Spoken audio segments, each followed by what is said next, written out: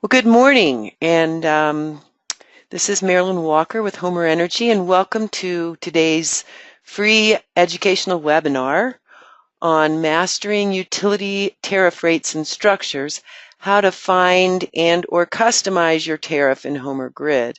This is kind of a part 2 from last month's webinar in HOMER Grid. If you missed that and would like to catch up, you should be able to find the webinar link on microgridnews.com, looking under webinars, and you can then watch the video of that. So I'm Marilyn Walker, the Chief Operating Officer here at HOMER Energy, and I'm excited to be here with you today and really appreciate you showing up. We're offering these free educational webinars monthly so that we keep you up to date on what's happening in the world of HOMER and how to best use the HOMER software, our services around the software, and sometimes our close partners who offer products and services that we think offer value to you. So today's main webinar presenter is Aarabi Madhavan, our Associate Product Manager and also our Tariff Specialist. Aarabi makes sure that the tariffs in HOMER Grid are correct, and she also works with our customers who need custom tariffs created, need help with their tariffs. And then we have Steffi Clowiter, our Product Manager, also on the line to assist you with questions. Okay, so for those of you new to HOMER, or just a reminder, it's an acronym for Hybrid Optimization of Multiple Energy Resources. And the HOMER approach includes 3 different processes nested together. At its core, HOMER has a simulation engine. It simulates the operation of an electric power system for 1 year, hour by hour, or minute by minute. At each time step, HOMER looks for the most cost-effective way to meet the electric load based on the set of constraints that the user defines.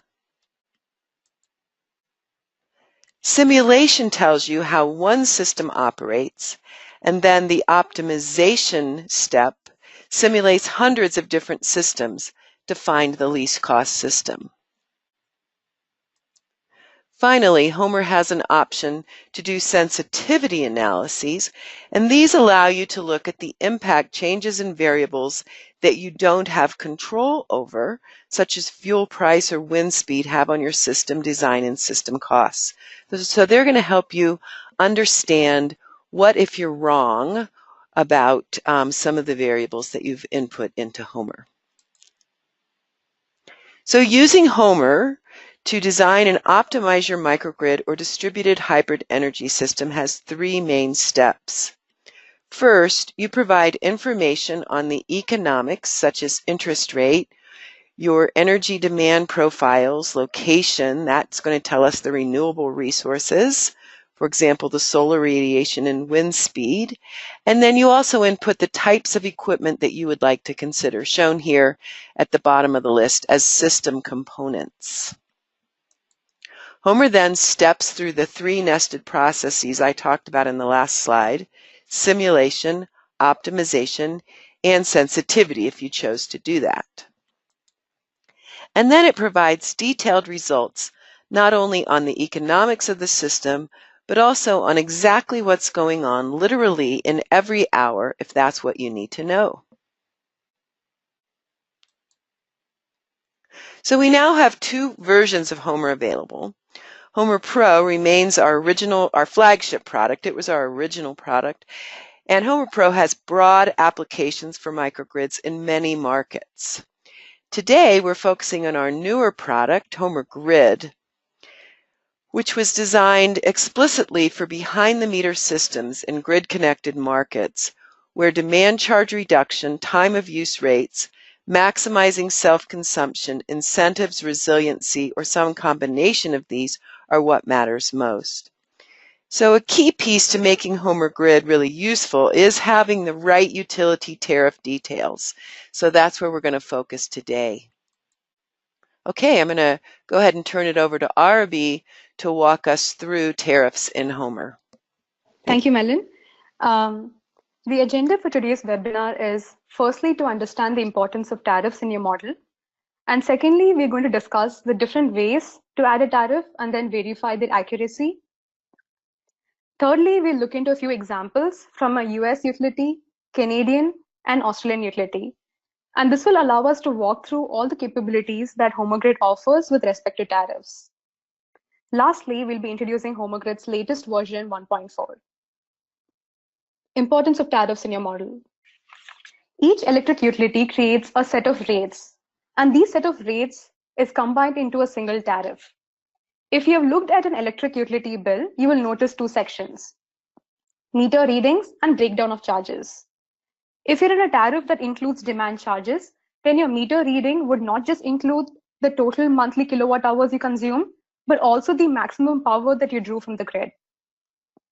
In the utility bill on the right, you can see a separate section for demand readings, and it includes on-peak demand and off-peak demand, which is the higher power that you purchase from the grid during the peak and off-peak hours. Below that is a breakdown of utility charges. The first line item is a fixed charge, and then you have energy charges, demand charges, and so on. Now let's understand the impact of demand charges by comparing the cost of performing two tasks. Task A is to run a 20 kilowatt load for 1 hour, while task B is to run a 2 kilowatt load for 10 hours. Now, if meter readings were taken at the end of each task, the energy reading would say 20 kilowatt hours for both the tasks. But the demand readings would be significantly different.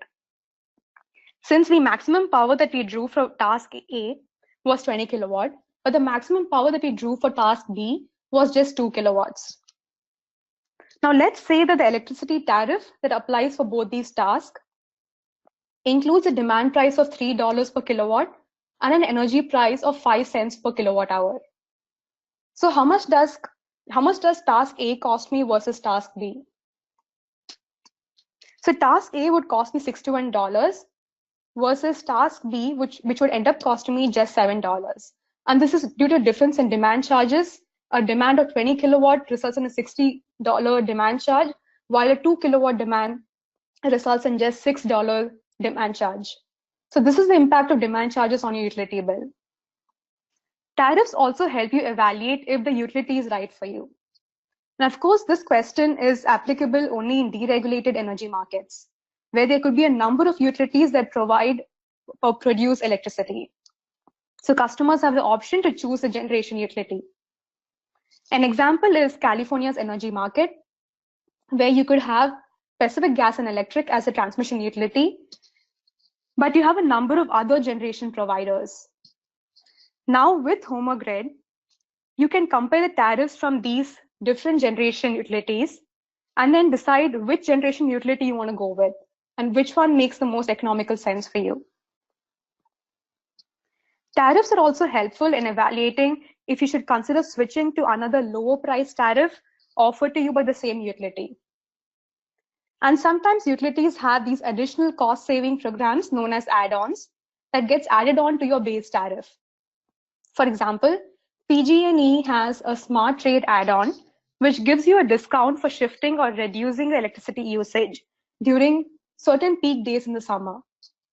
Now with HOMER, you can evaluate if the savings incurred justify the cost of signing up for these additional programs. Tariffs also help in making accurate dispatch decisions. Since the dispatch in HOMER has perfect foresight, it is able to take appropriate decisions if it knows that a higher purchase price is coming up. It also helps answer the questions like, should we be buying more power from the grid right now and charge the battery so we can reduce the purchase in the future?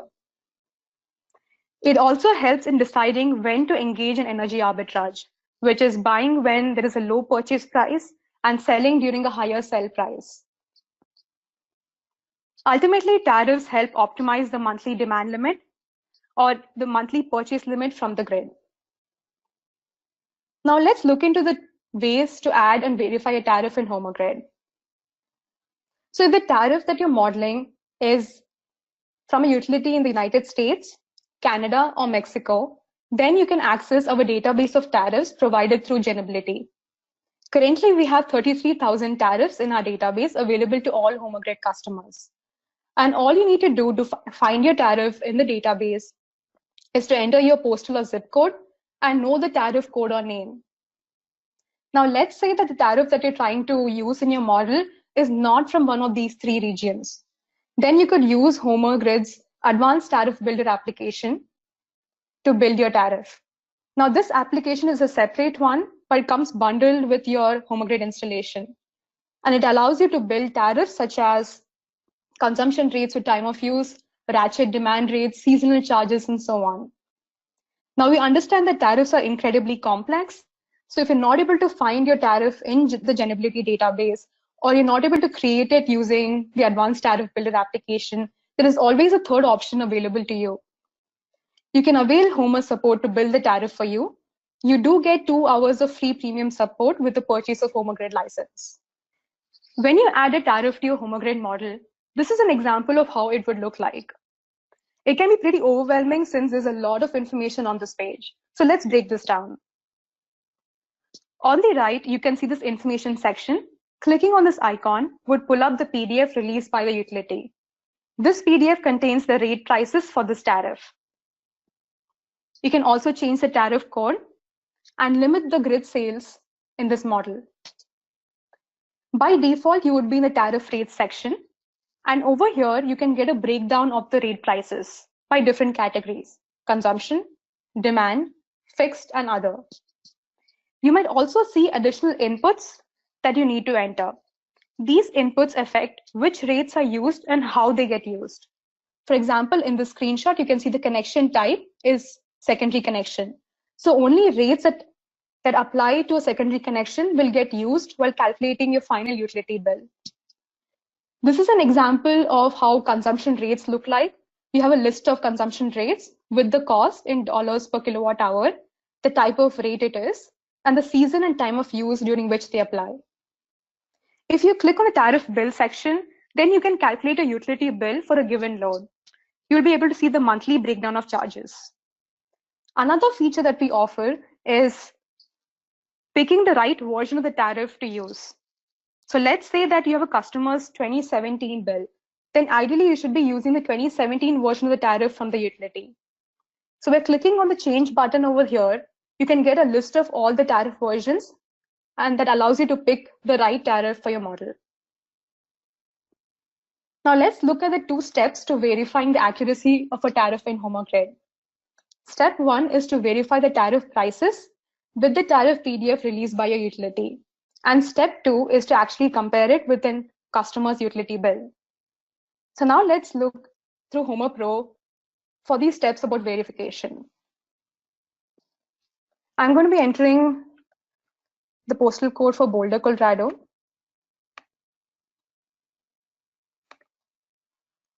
And since this utility is in the United States, I can use the tariffs provided by Genability.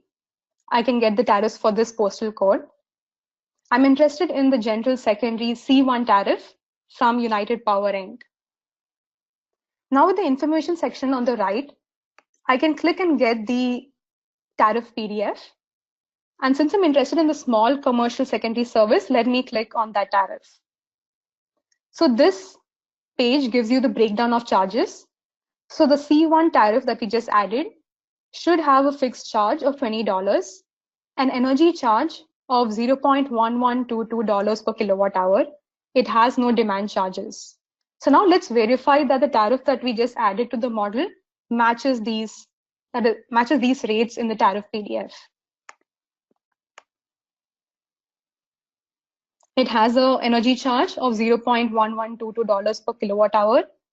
It has no demand charges, and it has a fixed charge of $20 per month. So that's the first step to verification, verify the prices. Now, in order to verify the utility bill, if you have a customer load, you can import that. So I'm going to go and add a load to my model. Then go back to your utility and click on tariff bill. Here you can visualize your bill and tariff. If you click on monthly summary, you get a breakdown of monthly charges. So you can see the energy charges that have been there in this bill, as well as the fixed charges. So we do have a fixed charge of $20 and energy charges and no demand charges. So these are 2 steps to verifying the accuracy of your tariff. In this section, we'll cover 3 examples. The first example is about rate switching from Pacific Gas and Electric. Second, we look into modeling Ontario's global adjustment cost. And the third is building an Australian tariff. So Pacific Gas and Electric in California has a number of electricity tariffs for residential and commercial customers. E19 and E20 are two such tariffs from PG&E for their commercial customers. The option R rate is available for existing E19 or E20 customers, but with the condition that any PV system that they install must provide at least 15% or more of their annual electricity usage. Now with HOMER Grid, you can evaluate if your customer should consider shifting from E20 to E20 option R. So now let's use HOMER Grid to evaluate this switch. I'm going to create a new HOMER Grid file and enter the zip code for a location in California. Since the E20 rate applies only for commercial customers, I'm going to be using the OpenEI database to pick a commercial load. I'm going to choose large hotel in San Jose, California. So the large hotel in San Jose, California has a peak of nearly 400 kilowatts and a scaled annual average of 6,500 kilowatt hours per day. If I go to my utility section, I can find the database. I can use the database to find the tariff for this postal code. Since I already know which tariff I'm looking for, I can just enter the tariff code.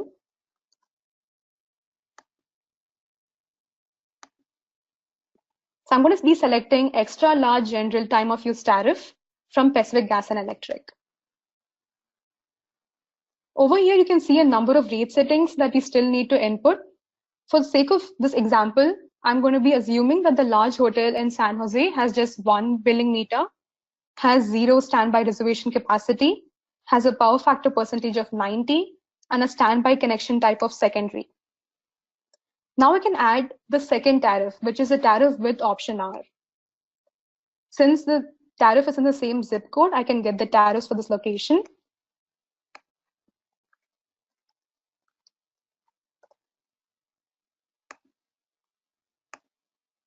I'm going to be selecting the extra large general time of use, but now with option R. For the sake of consistency, I'm going to be entering the exact same inputs that I entered for the first tariff. 1 billing meter, 0 standby reservation capacity, 90 power factor percentage, and a standby connection type of secondary.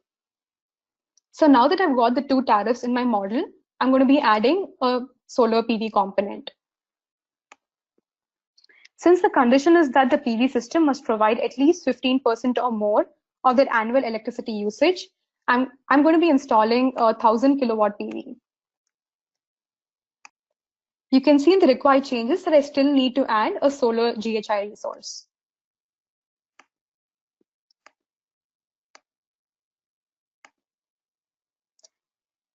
Now I can click on results and see what HOMER Grid recommends.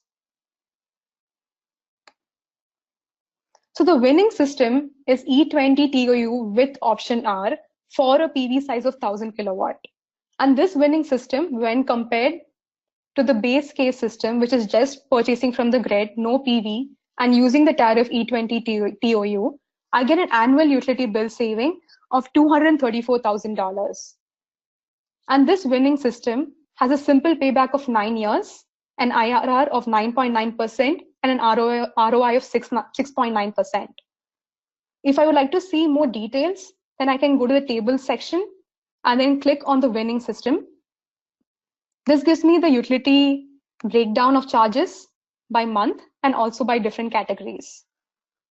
So some of the conclusions that we can come to on option R is that if an E20 customer does install solar, then they should consider moving to option R. For the system that we just modeled, the switch resulted in an annual savings of $234,000 and a total utility bill savings over the project lifetime for about $5.86 million. Now let's look into modeling Ontario's global adjustment cost. The global adjustment is a monthly fee that applies to all of Ontario's customers. It was introduced as a way to recover the cost of building new electricity infrastructure. So if you're one of Ontario's customers, you're either a Class A customer or a Class B customer. And these two classes differ in their eligibility and how their GA cost is determined.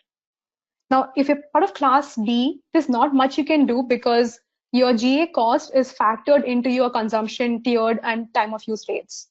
But the interesting part is for class A customers, because industrial customers in class A pay the global adjustment cost based on a percentage of their contribution to Ontario's peak. So now let's use HOMER grid to model class A's global adjustment cost. Let me create a new file in HOMER grid and enter the postal code for Ontario.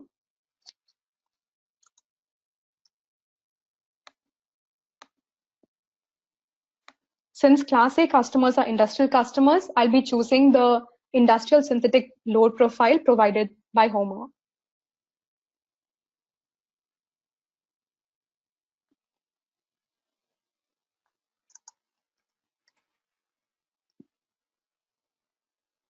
I'm going to be choosing the general demand 50 to 4,999 kilowatt tariff from Brantford Power Inc. So while the tariff gets added to the model, let's look at the steps to calculate the global adjustment cost for class A. So the first step is to get the 5 most peak events that occur in Ontario in the span of 1 year. You can get the historic dates from the IESO website. So that's what I've used over here in my calculations. So these are the top 5 system peaks between May 1st, 2017 to April 30, 2018. And this table lists the dates in which they occur, the hours in which the peak occurred, and the Ontario's peak during that event.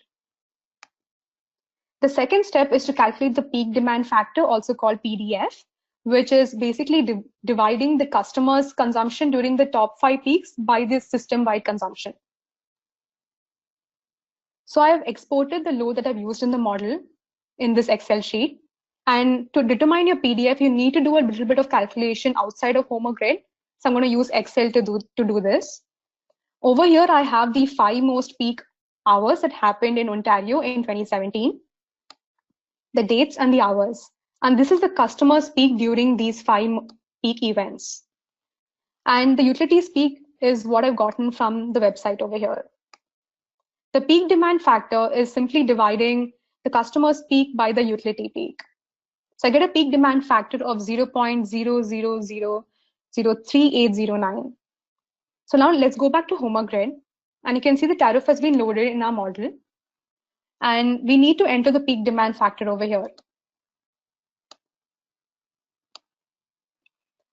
So the peak demand factor, PDF, is the sum of the customer's coincident peaks divided by sum of the adjusted system peaks. So we've done exactly that in Excel now.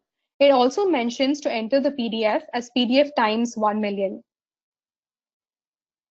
So multiplying the peak demand factor with 1 million, I get 38.094, which is what I'll be entering in this input field over here.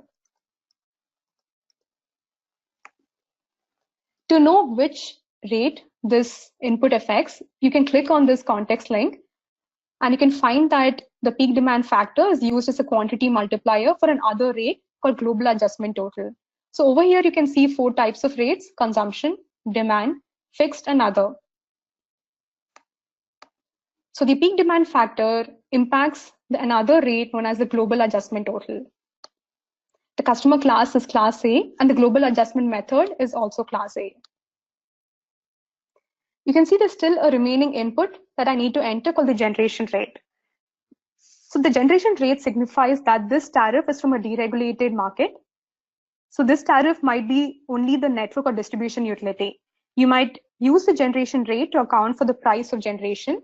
For the sake of this example, I'm going to be entering $0 per kilowatt hour. And I can also see there's a remaining input that I need to change the tariff currency. Since this is a Canadian utility, I'm going to be changing the currency to Canadian dollars.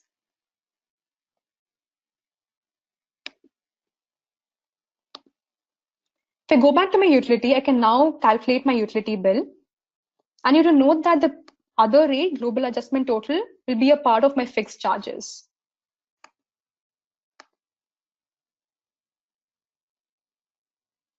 So you can see that the fixed charge has come up to $522,000 out of a $760,000 bill. So that's almost 70% of your utility bill. So let's say that you're able to reduce your peak demand factor, which essentially means that you're able to reduce your customer's peak during those 5 peak events. And if you're able to reduce the peak demand factor to, let's say, 28 instead of 38.094, then your tariff bill will reduce to 300, your fixed charges would reduce to $393,000. That's almost now just 60% of your utility bill. So some of the conclusions that we can draw from modeling global adjustment cost in HOMER grid is that the monthly GA cost can constitute nearly 60 to 70% of your utility bill, and reducing your peak during the system-wide peaks could result in significant savings. Now let's look into a third example about building a tariff in Australia. Now PowerCor is one of Australia's largest distribution companies, and they service Victoria, parts of Melbourne. The tariffs from this utility are just network tariffs. And the screenshot that I have over here is from the tariff PDF released by PowerCor. I'm going to be using HOMER Grid's Advanced Tariff Builder application to build the tariff highlighted in yellow over here. So I'm going to be building the medium business demand tariff, also called NDM. It has a fixed charge of $1,100 per annum. It has seasonal demand charges, $7.51 per kilowatt per month from December to March, $3.75 per kilowatt per month from April to November. It also has energy charges, but that they differ during time of use. So 6.8 cents per kilowatt hour during the peak time and 4.45 cents per kilowatt hour during the off-peak time. From their tariff PDF sheet, I've also been able to find out what they consider as off-peak and peak times. So they consider peak times as 7 a.m. to 11 p.m. on weekdays, and the rest of the time is considered as off-peak. And since this is Australia, the season is summer, December to March, and non-summer, April to November. So let me open a new file in HOMER Grid and go to the Utility tab. Since we are building our own tariff, I can launch the HOMER Tariff Builder application.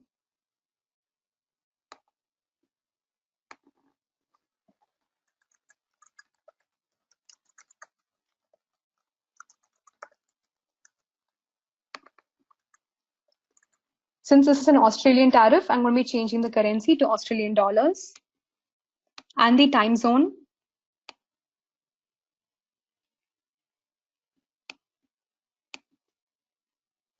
to Melbourne. I'm going to add a consumption rate, which is an off-peak energy charge. The off-peak energy charge was just 4.45 cents per kilowatt hour and applies the whole day on weekends, so Saturday to Sunday. But on weekends, so on weekdays, Monday to Friday, it applies from 11 p.m. to 7 a.m. In the plot in the bottom, you can see the visualization of when this off-peak energy charge applies. Let me go ahead and create the peak energy charge.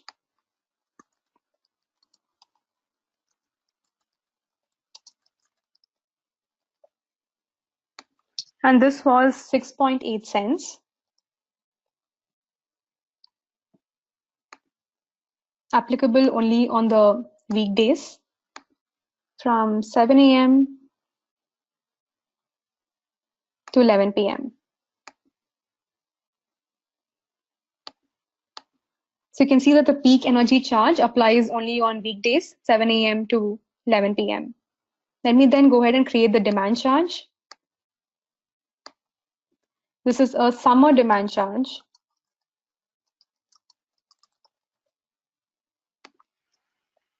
Of $7.51 per kilowatt and applies only during the months December 1st to March 31st. Now the winter demand charge of $3.75 per kilowatt. It applies from April 1st to November 30th. So you can see that the summer demand charge is significantly higher than the winter demand charge. Now, lastly, we will create the fixed annual charge.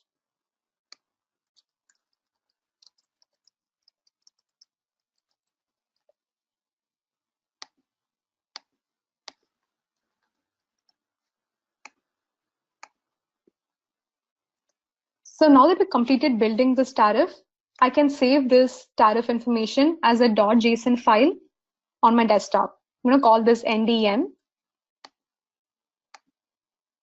I can then close this application, go back to HOMER Grid, and import the tariff we just built.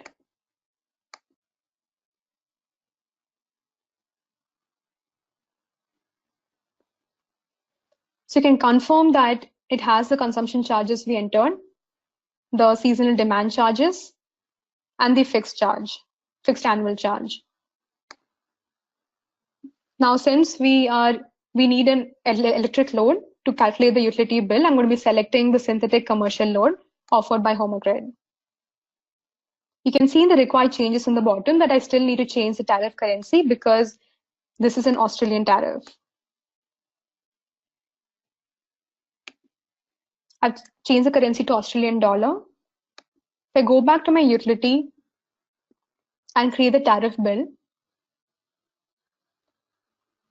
I can see that there are energy charges and demand charges and an annual fixed charge that occurs once in the month of December. You can also see that the demand charges, the ones during the summer, so December, January, and Feb and March, are significantly higher than the demand charges during the other months. It's important to note that the tariff that we just created was a network tariff. So it's only for the transmission utility. Since Australia is a deregulated market, you would also need to create the generation tariff to represent the energy retailer. And combining these two tariffs would give the complete picture for the customer. You can combine the tariff JSONs that you create using a combine option. You can save the two JSON files on your desktop and then combine them by adding the JSON files over here. So this concludes the example sections of tariff. I would like to take a moment to introduce our latest HOMER Grid 1.4 version released in beta today. It allows for multi-year tariff price escalation. So now you can model the economic impact of price increase from your utility. You can download it at the link given here. Thank you. And I think we can move on to questions. This is Steffi. I'm going to do the question and answers session. So thank you everyone for staying on the line. And I got to some questions, but there were several that I have missed so far. One question that always comes up is whether this webinar will be recorded, and it will. It's always posted on our YouTube channel within about a week of the webinar. So if you need to step out, you can always catch up. So one question we had, let's see, was just generally what are rate settings and why are they showing up within the tariff that I choose? So for tariffs that you download from Genability, rate settings are ways that you can further customize the tariff, and they can be required in order to accurately model your bill. And where you can find more information about rate settings is by clicking on the context-sensitive help within the utility page. So with version 1.4, every rate setting should have additional help so you can fully understand what the rate setting means and which rate it applies to.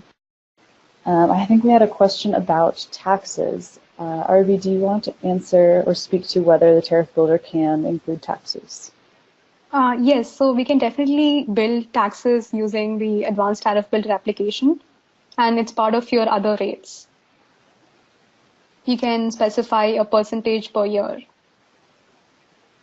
And this will apply for all the rates that are there in the tariff.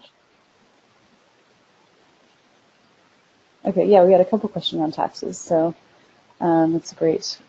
And also we had a lot of international interest, questions about do we have tariffs for Brazil or India or Germany? Can we use the tariff database if we're outside the US? No, so if you're within the three regions, United States, Canada, or Mexico, then you can use our generability database. But if you're from Brazil or India, you'd be needing to create your own custom tariff using the tariff builder application. Great. And let's see what other questions we have. Some tariffs have a generation rate requirement. What is the generation rate and how do I find it on the utility bill? Yeah, so the generation rate implies that the tariff you've selected is just part of the whole tariff and you're part of a deregulated energy market. So the tariff that you likely have included in your model is for the transmission or network utility. You would still need to add the rates for the generation utility. So you have two options from here. You can either use the generation rate field to enter a flat dollar per kilowatt hour for your energy retailer, or you may choose to build a more complex tariff structure and then combine the two tariffs to account for the full cost of energy. Okay, great. I think we had a question about just how to use the tariff builder if you're able to delete something from the tariff and you want to change it. Yeah, so when you add a tariff to your tariff builder, you can see the list of tariffs already added. You'll have an edit button on the side as well as a delete button. So you can delete tariffs you've added, or you can go back and edit the values you've entered. So that's definitely possible. One more question about taxes. Can you set up a tax which is different each month? No, currently in the advanced tariff builder application, we only allow the same monthly tax throughout the year. But you can definitely reach out to us and we can see what we can do about monthly taxes. Great. And about if the tariff I want, I can see it in the database, but I can't get it to add to my file. What can I do if I'm trying to use an unsupported tariff? So if a tariff is marked as unsupported, it means that it fails to meet our validation testing. So currently we have a small error margin of 4%. If the tariff fails beyond that, we mark it as unsupported. If you do need to use a tariff, then you can always reach out to us at support@homerenergy.com, and then we can see what we can do to make the tariff supported. And another question about if I'm looking at the utility page and some of the rates say that the charge is TBD, does that mean that the charge is included in the bill when you're calculating it? Yes, a rate that shows TBD just means that it's a variable rate, so it is maybe has an hourly price. The rate will be included in part of your final utility bill. So here's a good one that I like is, can the tariff builder use multiple taxes for generation, transmission, and distribution? So if those are taxed differently, is there a way to deal with that? No, currently, if you're using our advanced tariff builder, the tax that you enter will apply for all the rates. So a single tax for all the rates. Yeah, I wonder if there might be a workaround for that. So I would suggest that you contact us. Mm-hmm. Yep. Okay. Steffi, are there other questions here that we haven't answered? There is, maybe it's worth discussing that the tariff builder has several different transaction types. And you can find out more information about the transaction types and the tariff builder in general with the help documentation online. And that will describe how you define charges for sellback and net metering and net export and net import. So there's 5 different transaction types that you can create in the tariff builder. Thank you. That was actually my first question when my microphone wasn't working. Can one of you just quickly, just slowly, I know you just said them, but just slowly maybe go through those transaction types, take a minute or two, because I think that's really fundamental. So the transaction types are a way to recreate feed-in tariffs, net metering, or buy all, sell all situations. So we have 5 transaction types: net metering, net excess, and net purchase. And these 3 transaction types appear for net meters. So this would apply only if there's a single meter to the house, and it measures electricity from the grid to the house and as well as from the house to the grid. But if you want to do an import or export where you have 2 separate meters, one meter measuring the purchases and a separate meter measuring the sales to the grid, then you would be using the other 2 transaction types known as import and export. Okay, here's a great one for one of you. How can we know what are the most used tariffs per state? And I'm gonna add in my own twist to this, and like, why might it matter or does it matter? What does popularity indicate, and why are there tariffs that HOMER does not support? So popularity is a column that we add in the tariff table, which is an input that we get from Genability. It's how many customers have been downloading the tariff. But ideally, you shouldn't be looking at that metric because the customer that you're modeling for has a very specific tariff that they are on.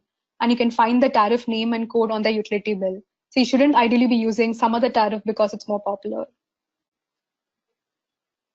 Right. And for coming to the second question about why sometimes tariffs are not supported, we have a validation process to ensure that the tariff that we add to your model is able to accurately recreate a customer's utility bill.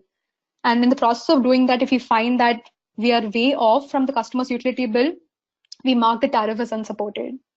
Yeah, I think maybe we could, I think we're almost done here, but I do think this issue of the complexity of tariffs. So one of the things that we're seeing is, the utilities are in this time where they're trying to figure out how to deal with this rapidly changing market of getting all these distributed resources on there, and how to deal with these tariffs. And they are, we're all seeing it, that they're very complex. So there are certain things that we are just not modeling correctly. So if you have a tariff that you need to use that's unsupported, let's talk to us so we can try to figure that out. But yeah, we started to work with Genability because of the complexity of this. There's over, how many tariffs are in HOMER Grid now from Genability, Aarabi? We have around 33,000 tariffs. Yeah, 33,000 tariffs. So, and that's just in, that's just in Canada, US, and Mexico. So, the idea here with the tariffs is that this is a specific way that the utility is doing it. So we are, we are working hard to keep up with this and figure it out. Actually, here's a great question, and I'm gonna, and then I'm gonna end it. But how can we send the tariff? How can we share a tariff that we built? I think that's what you're asking. How can we send the tariff for other users in our region so that, if I build a tariff in HOMER Grid, can I share that with another user? And how do I do that? So if the other user also has HOMER Grid, then they can use the JSON file that you just created. But the JSON file that you create using a tariff builder application is only readable by HOMER Grid. Great, thank you. Okay, let me pull something up here. Here we go. Well, thank you, Aarabi and Steffi, and actually everyone here. We have somebody asking about using HOMER in their courses. Yes, please contact our support desk, and they will help you with that. And I just wanted to, again, thank everyone here. I want you to sign up for next month's webinar. We're going to talk about multi-year modeling capability in both HOMER Pro and HOMER Grid. So this is something that we've had in HOMER Pro for several years. It's now available in HOMER Grid 1.4. And we're going to talk about what multi-year modeling does for you, what it does not do for you, how it may or may not be what you want. If you did not get your question answered, please send it in through your sales rep or our support desk. And yes, we always record our webinars.